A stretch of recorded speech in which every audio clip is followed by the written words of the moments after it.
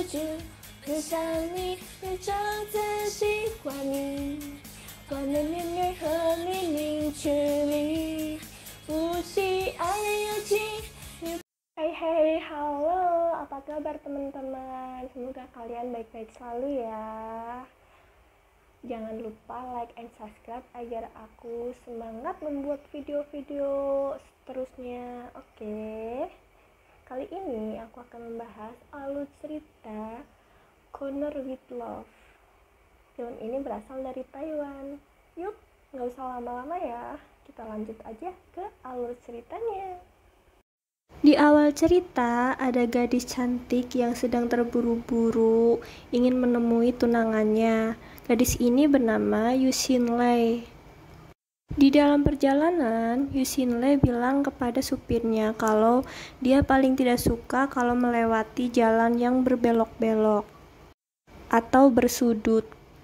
Sementara itu, ada seorang pria. Dia paling suka di jalan belokan, karena setiap belokan pasti ada kejutan yang bikin bahagia. Yap, lelaki ini bernama Xinlang. Suatu ketika di perjalanan, di arah belokan, tidak sengaja Yu Xinlei dan mobilnya belok di arah yang berlawanan kepada Xinlang. Dan akhirnya mobil dan sepeda yang dikendarai Xinlang pun saling bertabrakan. Di situ pun malah Yu Xinlei marah-marah kepada Xinlang karena sudah menghambat perjalanannya yang terburu-buru ingin menemui kekasihnya. Karena terburu-buru, Yu Xinlei memberikan uang untuk ganti rugi atas kerusakan sepeda Xinlang. Yu Xinlei pun di situ dia mengedumel. Dia marah kepada supirnya kenapa dia melewati jalan berliku. Supir pun menjawab, agar lebih cepat Tuan Putri. Di situ karena perlakuan Yu Xinlei yang berlebihan kepada Xinlang yang memberikan uang secara kasar, Xinlang pun begitu marah dan membalikkan uang atas ganti rugi sepedanya. Xinlang tidak menerima uang yang diberikan Yu Xinlei. Karena insiden tabrakan, akhirnya Yu Xinlei pun sudah begitu telat untuk menemui tunangannya. Namun di tengah perjalanan, tunangannya pun menyusul Yu Xinlei dan segeralah menarik Yu Xinlei keluar dari mobil dan mengajak Yu Xinlei untuk berlari agar cepat sampai di tempat tujuan.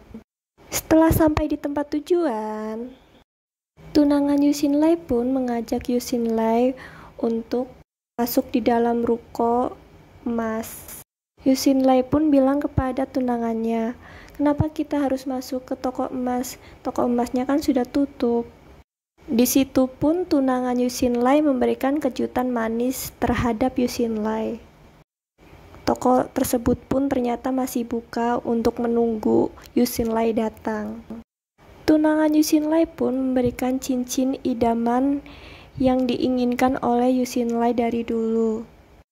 Yu Xinlei pun bertanya kepada kekasihnya, kenapa kamu mengetahui cincin yang aku inginkan? Kekasih Yu Xinlei pun bilang kepada Yu Xinlei, aku mengetahui hal itu karena pertama kali aku mengenalmu, karena desain yang kau gambarkan di kertas tersebut. Yu Xinlei pun begitu bahagia. Ternyata sebelum mengenal dirinya, lelaki tersebut sudah memperhatikan dirinya.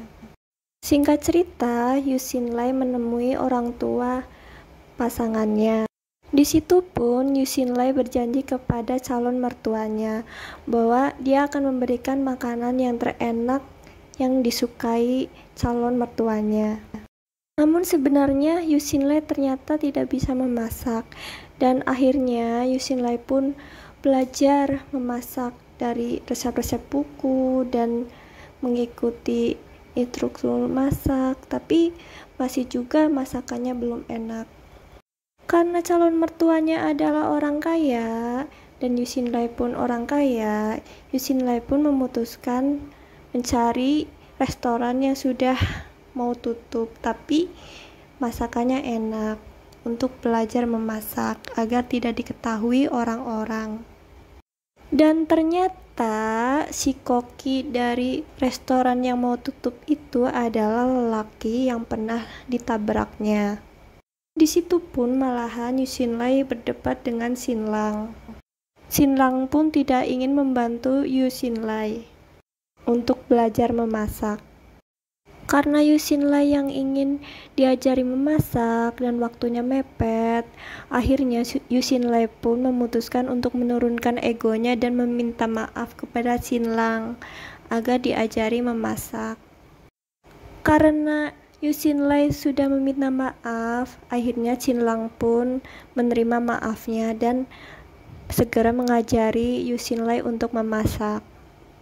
Singkat cerita, karena waktunya yang begitu mepet dan keluarga calon mertuanya akan mengadakan pesta, Yu Xinlei pun menyuruh Xinlang untuk berpura-pura menjadi koki wanita agar bisa mendampinginya memasak. Di situ pun, walau Xinlang yang begitu malu memakai baju wanita, namun egonya diturunkan karena kasihan melihat Yu Xinlei yang begitu bingung yang disuruh memasak untuk acara yang dilaksanakan calon mertuanya. Namun karena Yu Xinlei yang belum terlalu mahir memasak, akhirnya Xinlang pun kasihan dan memasakkan masakan untuk calon mertuanya Yu Xinlei. Singkat cerita, masakan pun sudah tersedia dan calon mertua Yu Xinlei pun menyukai masakan Yu Xinlei, yang sebenarnya masakan Xinlang ya. Setelah acara calon mertua Yu Xinlei selesai, Yu Xinlei pun berterima kasih sekali kepada Xinlang karena sudah membantunya. Singkat cerita, ternyata keluarga Yu Xinlei ini mengalami kebangkrutan dan rumahnya disita. Orang tua Yu Xinlei pun memberikan kabar kepada Yu Xinlei bahwa orang tua Yu Xinlei akan di luar negeri terlebih dahulu untuk menyelesaikan masalah. Namun orang tuanya hanya memberitahu bahwa sebenarnya orang tuanya masih mempunyai villa dan memberikan alamat tersebut beserta kuncinya. Di kebingungannya, Yu Xinlei pun segera bergegas ke rumah yang dimaksud ibunya. Setelah sampai di rumah tersebut, ternyata rumah tersebut adalah rumah Xinlang. Ya, Yu Xinlei dan Xinlang pun mempunyai kunci yang sama. Kunci rumah tersebut sama dan mereka pun ribut atas hak milik rumah tersebut. Di sana pun orang tua Xinlang begitu marah karena ada orang yang mengaku-ngaku itu adalah rumahnya. Karena Xinlang yang begitu kasihan terhadap Yu Xinlei pun disuruh masuk Xinlang. Orang tua Xinlang pun marah, "Kenapa kamu menyuruh dia untuk masuk?" Setelah saling mengobrol-ngobrol, ternyata rumah tersebut adalah milik bersama. Ya, rumah tersebut adalah patungan dari orang tua Xinlang dan Yu Xinlei. Ya, ibu mereka adalah teman baik yang memutuskan untuk membeli rumah untuk patungan.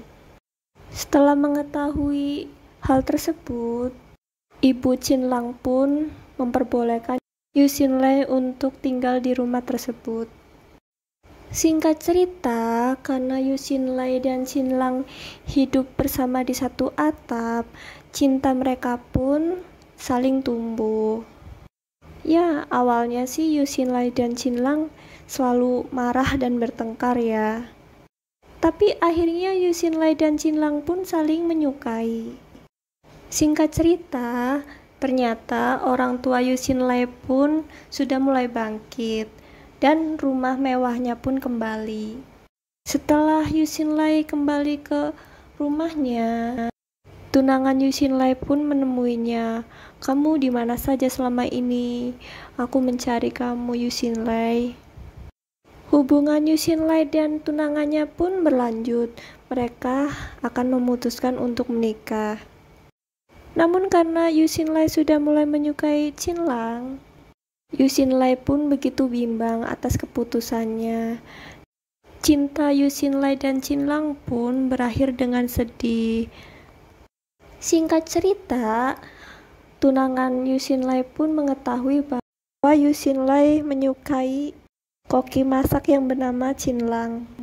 Karena mengetahui Yu Xinlei yang begitu mencintai Qinlang, akhirnya pun tunangannya Yu Xinlei akhirnya mengalah untuk Yu Xinlei agar Yu Xinlei bahagia dengan orang yang dicintainya. Tunangan Yu Xinlei pun menyuruh Yu Xinlei agar menemui Qinlang yang mau pergi jauh. Yu Xinlei pun segera bergegas untuk menemui Qinlang. Ternyata Qinlang pun masih belum pergi karena Qinlang masih menggambar di sudut jalan. Ya, karena Qinlang ini menyukai sudut jalan, Qinlang pun menggambar di sudut. Yu Xinlei pun yang awalnya tidak menyukai sudut jalan, akhirnya Yu Xinlei pun sudah mulai menyukai sudut jalan karena setiap di sudut jalan dia selalu menyukai kejutan-kejutan indah yang akan ditemuinya. Singkat cerita, Yu Xinlei dan Qinlang pun hidup bahagia dan mereka hidup tinggal di rumah yang mempersatukan mereka. Ya, di rumah tersebut adalah rumah atas ibu mereka yang patungan. Qinlang pun menjadi desainer sepatu. Ya, karena Qinlang hobi menggambar, Qinlang pun menjadi desainer sepatu dan laris manis di negaranya. Namun ide-idenya muncul dari istrinya, Yu Xinlei. Ya, mereka ini selalu berdebat membuat desain sepatu tersebut. Ya, walaupun mereka selalu berdebat, mereka saling cinta. Oke, sekian dulu. Terima kasih sudah mampir di channel aku. See you, goodbye.